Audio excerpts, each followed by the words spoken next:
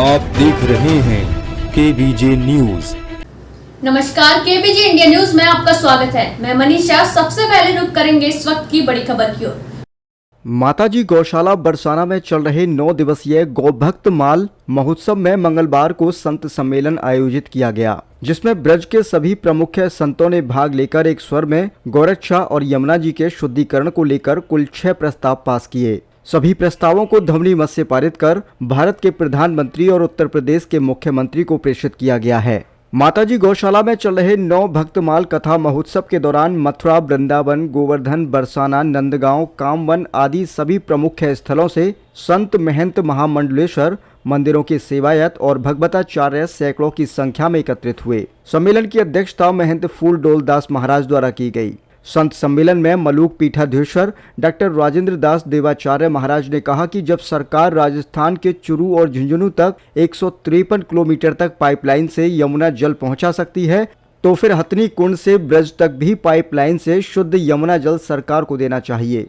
पुष्टि मार्ग संप्रदाय के आचार्य पंकज बाबा महाराज ने कहा कि करीब 15 साल से ब्रजवासी संत महात्मा आचार्य यमुना शुद्धिकरण की लड़ाई लड़ रहे हैं, मगर सरकारें केवल वादा करती हैं, उन्हें पूरा नहीं करती। इसलिए अब यमुना भक्तों को आगामी चुनावों में यमुना के लिए अपने वोट के अधिकार की लड़ाई लड़नी होगी। यमुना में शुद्ध जल नहीं तो फिर सरकार को वोट भी नहीं देंगे। उन्होंने कहा कि अब किसी छलावे में ब्रजवासी आने वाले नहीं हैं। सम्मेलन में दिल्ली से पधारे विश्व हिंदू परिषद के केंद्रीय समिति सदस्य और अखाड़ा परिषद के प्रवक्ता नवल किशोर दास महाराज ने कहा कि यमुना शुद्धिकरण और गौरक्षा के लिए लगातार आंदोलनरत रहना चाहिए। सुदामा कुटी के महंत सुतीक्ष्ण दास महाराज ने कहा कि गौमाता की दुर्दशा के लिए आम जनता के भीतर भाव की कमी होना बताया। उन्होंने कहा कि लोग घरों में कुत्तों को पाल लेते हैं, लेकिन गौ पालन करने से परहेज करते हैं। उन्होंने कहा कि राष्ट्र की समृद्धि के लिए गौपालन अति आवश्यक है। बल्लभ कुल संप्रदाय के आचार्य भूषण बाबा ने कहा कि गौ सेवा और यमुना की सेवा में निरंतर लगे रहें। श्री जी और गौ माता की सेवा करने से योगीराज भगवान श्री कृष्ण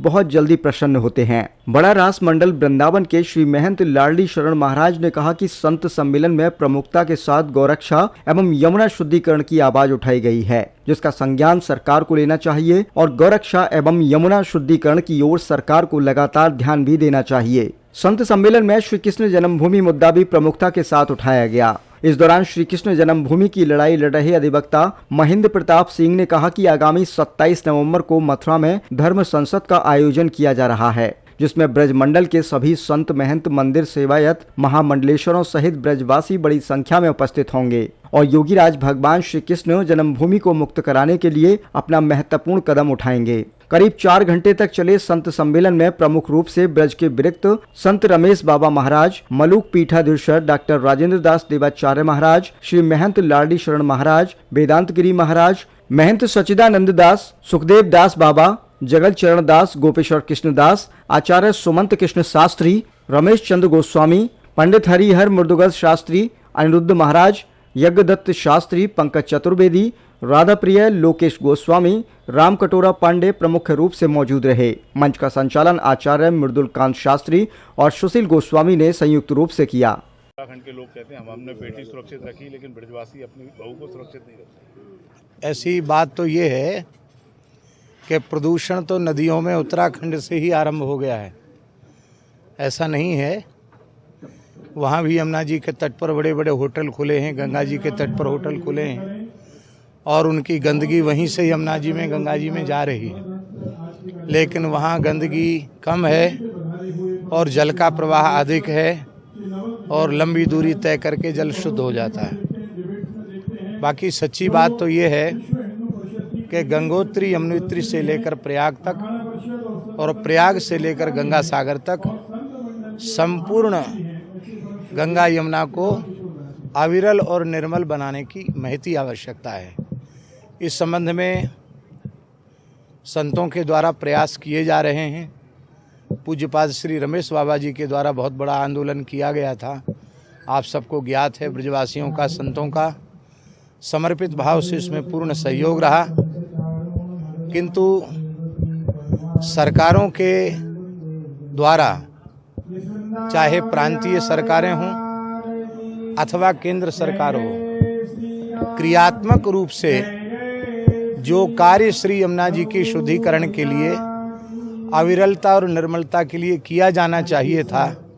ईमानदारी की बात है कि वो अब तक नहीं हो पाया। महाराज जी, केंद्र सरकार ने 175 किलोमीटर की लाइन राजस्थान के लिए यमुना से निकाली है, चूरू और झुंझुनू के लिए, तो क्या ब्रिज के लिए वो नहीं निकाल सकते? ये तो मैंने स्वयं ये सुझाव प्रस्ताव में मैंने दिया कि ये काम भी किया जा सकता है। इच्छा शक्ति हो तो सब कुछ किया जा सकता है। इच्छा शक्ति का अभाव है और बड़े दुख की पीड़ा की बात है कि आज जब सब प्रकार की अनुकूलता केंद्र में और प्रदेश में हमें है और प्रदेशों में है, हरियाणा में भी भगवत कृपा से लगता है कि पुनः बीजेपी की सरकार बनेगी, तो अब हरियाणा, दिल्ली, उत्तर प्रदेश, दिल्ली में भी अनुकूल समय आएगा, केंद्र में तो है ही है। तो केवल अब कहने की आवश्यकता नहीं, करने की आवश्यकता है। क्रियात्मक रूप में कुछ किया जाना चाहिए। सबसे पहले तो जो गाद जम गई है 4-4, 5-5 मीटर की पन्नियों की, पॉलीथिनों की, उसको खोद करके उस कचरे को बाहर करके यमुना जी के जो प्राचीन स्रोत हैं उनको पुनः प्रकट करना चाहिए और यमुना जी के दोनों तटों को, चाहे उनमें कितने ही पुराने लोगों के आवास निवास बने हों, उनको विस्थापित करके और तटबंधों को कम से कम 2 किलोमीटर इधर और 2 किलोमीटर इधर तक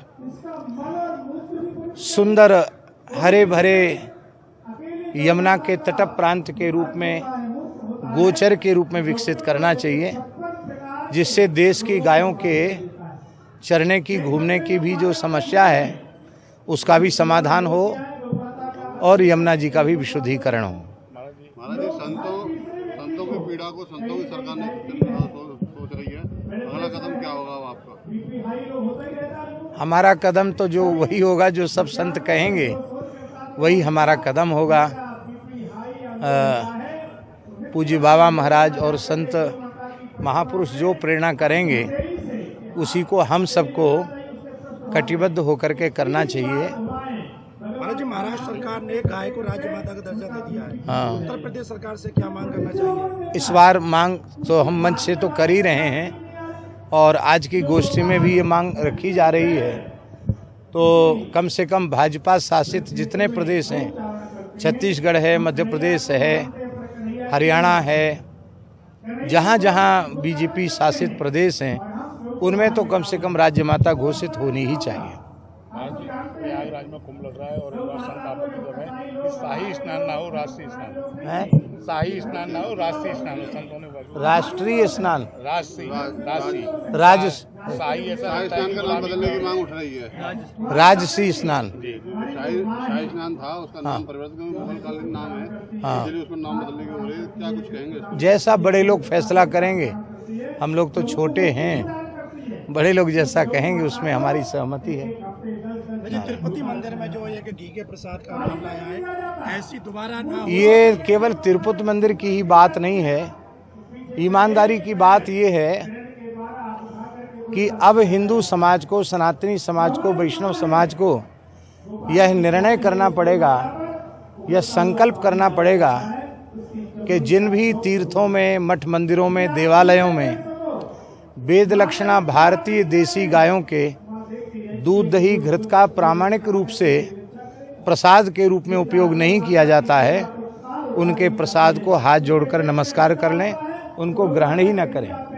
क्योंकि एक बार हिंदू समाज पथभ्रष्ट, धर्मभ्रष्ट उस अखाद्य को पेट में पहुंचा करके हो चुका है, तो अब इसका प्रायश्चित यही है कि हम लोग, कोई बड़े से बड़ा मठ मंदिर हो, वहाँ के प्रसाद में यदि पूर्ण गोवर्ती प्रसाद की व्यवस्था नहीं है तो उस प्रसाद को हाथ जोड़कर हम सम्मान कर लें, उसको ग्रहण न करें। आखिरी सवाल, अयोध्या का मंदिर बन चुका है, श्री कृष्ण जन्मभूमि को लेकर संतों के क्या विचार है, आगे क्या रूपरेखा? अयोध्या मंदिर निर्माण में जितनी समस्याएं थीं उतनी समस्याएं कृष्ण जन्मभूमि में नहीं हैं। उसका कारण ये है कि सैकड़ों प्रमाण उपलब्ध हैं, एकदम खुले खुले प्रमाण उपलब्ध हैं कि कृष्ण जन्मभूमि को तोड़ करके जो ओरछा नरेश महाराजा वीर सिंह जू देव के द्वारा बनवाया गया था मंदिर, उसको तोड़ करके औरंगजेब ने एक विवादित ढांचा उस स्थान पर खड़ा कर दिया।